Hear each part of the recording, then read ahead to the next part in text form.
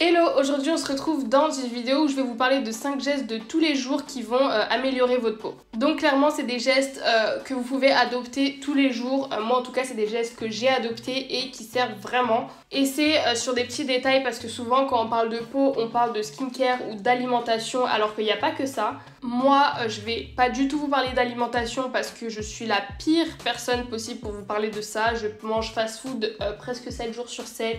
Je mange très mal, je mange même pas à tous les repas ou alors je grignote entre les deux, enfin bref, je suis la pire personne à suivre pour ça. Je vais pas non plus vous parler de stress, de sommeil, de nanana, tout ça on le sait déjà. La plupart du temps quand on cherche des vidéos sur YouTube ou même ailleurs, ça parle que soit de soins, soit d'alimentation ou soit de sommeil.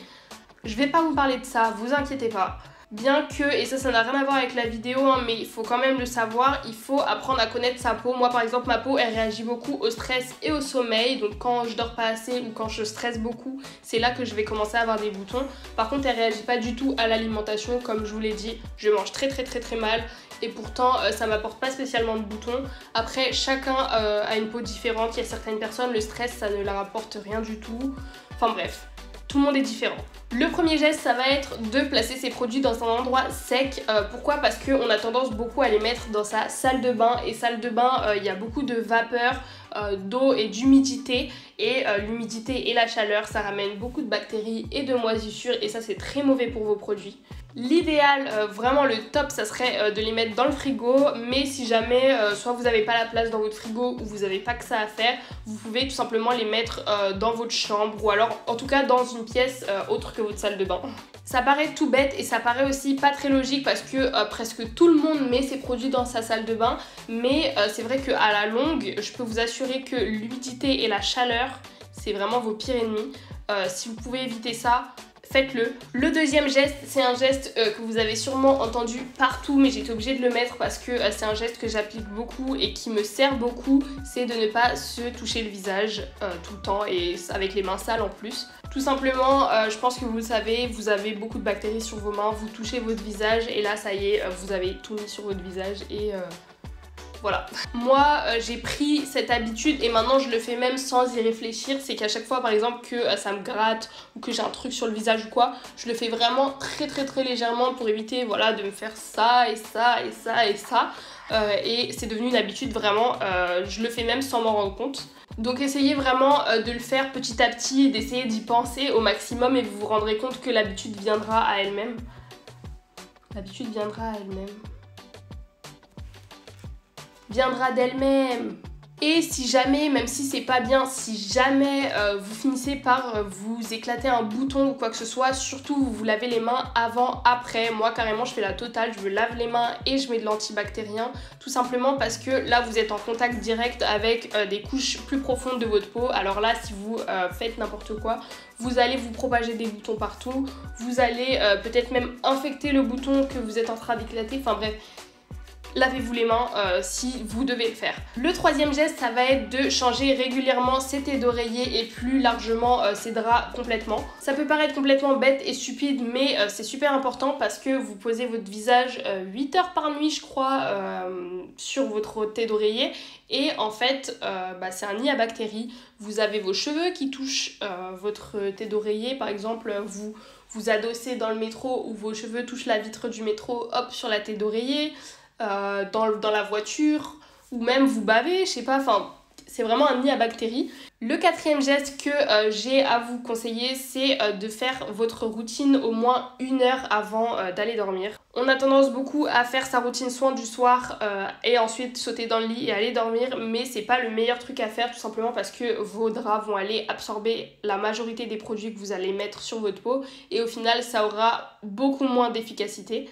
Donc ce que je vous conseille, c'est de faire votre routine soin, de vaquer à vos occupations pendant au moins 1 heure et ensuite d'aller dormir pour que vos produits ils aient le temps de pénétrer dans votre peau ou au moins au maximum. Et là, vous pourrez dormir sur vos 2 oreilles, vos produits n'auront pas servi à rien. Le cinquième et dernier geste que j'ai à vous conseiller, c'est un geste dont on n'entend pas beaucoup parler, carrément même on entend le contraire, et pourtant quand on y réfléchit beaucoup, c'est très logique. Et on m'aurait dit ça il y a 2 ans, j'aurais dit mais alléluia, pourquoi on m'a pas dit ça plus tôt? Et ce cinquième geste, c'est tout simplement d'arrêter d'extraire vos points noirs, que ce soit avec des patchs, avec un aspirateur à points noirs, encore pire, avec vos doigts, avec quoi que ce soit. Et ça peut vous paraître bizarre que je vous dise ça, mais je vais vous expliquer pourquoi et vous allez voir que c'est très logique. Donc vos points noirs, qu'est-ce que c'est? C'est en fait un pore qui est rempli de sébum, de cellules mortes, de bactéries. En fait, c'est comme un amas de déchets dans vos pores en gros. Et d'ailleurs, pourquoi on a des points noirs et des points blancs? C'est tout simplement parce que les points blancs, ils sont sous peau, entre guillemets, ils ont quand même une petite couche de peau qui les recouvre, donc ils sont pas à l'air libre, alors que les points noirs, ils sont totalement à l'air libre, ce qui fait que c'est un peu comme la peau d'une banane en fait. Quand vous laissez à l'air libre, ça noircit, et ben c'est exactement pareil. En fait, c'est la même chose, les deux, c'est juste qu'il y en a un qui est à l'air libre et qui du coup noircit, et l'autre qui ne noircit pas parce que c'est pas à l'air libre. Bref, c'était pas le sujet, dans tous les cas je parle des deux. Donc il faut savoir que les pores ça ne s'ouvre pas et ça ne se referme pas, c'est du gros mytho, tout simplement parce que ça n'a pas de muscle, donc ça ne peut pas s'ouvrir et se fermer, un pore n'a pas de muscle. Et en fait, pourquoi souvent on dit que vos pores s'ouvrent quand vous mettez du chaud? C'est parce qu'en fait le sébum qui est à l'intérieur, c'est un peu comme du beurre. Vous mettez du chaud dans du beurre, ça fond, ça devient liquide, et voilà. Vous mettez du froid, ça devient dur et du coup c'est exactement ça. Vos pores, ce qui les remplit, ça se durcit et ça se liquéfie. Ce qui fait qu'en fait vous avez l'impression d'avoir les pores plus ouverts ou plus fermés en fait.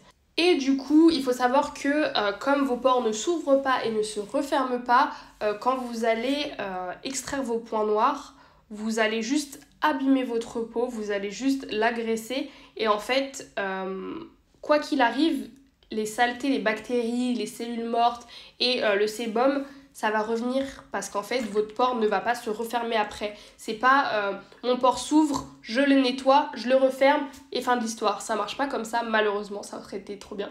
Mais du coup, c'est vous enlevez la saleté de votre pore et la saleté revient. Et vous pouvez même risquer d'élargir vos pores et du coup vous aurez l'impression d'avoir des points noirs beaucoup plus gros. Et c'est pas ce qui est de mieux, je pense. Donc je suis désolée de vous décevoir, mais vos points noirs ne partiront jamais. Mais vous pouvez éviter de les agrandir. Moi par exemple j'y ai touché, je crois, 2 ou 3 fois quand j'étais ado là. Et franchement, aujourd'hui, il ne me dérange pas, en tout cas, je sais qu'il ne se voit pas suffisamment. En tout cas, il faut vraiment être très près pour qu'il se voit. Donc, si vous pouvez éviter de les agrandir et de vous faire des gros points noirs, évitez de les extraire. En tout cas, évitez de le faire très souvent. Après, si vous avez un événement, vous voulez les enlever et tout, ok, on va pas non plus, voilà. Mais évitez. Après, si vous voulez nettoyer vos pores sans pour autant agresser votre peau, parce que c'est vrai que les patchs par exemple ça agresse votre peau, les aspirateurs en points noirs je préfère même pas en parler parce que pour moi ça c'est l'ennemi public numéro 1 de votre peau. Vous pouvez utiliser des acides, donc des bêta-hydroxyacides, des BHA, des AHA, acide salicylique, enfin tout ce genre de trucs sur votre peau. Ça va permettre de nettoyer en profondeur vos pores sans pour autant agresser votre peau. Renseignez-vous bien sur le type d'acide que vous utilisez en fonction si vous avez de la peau sensible ou pas sensible et de votre type de peau. Mais en tout cas, évitez les patchs, etc. Donc voilà, j'espère que je vous aurai appris quelques trucs. Si jamais vous avez adopté certains de ces gestes dans votre vie quotidienne, n'hésitez pas à me dire si vous avez vu quelques petits résultats. Et n'hésitez pas non plus à commenter ce que vous avez pensé de la vidéo, liker, partager aussi. Et je vous dis à bientôt.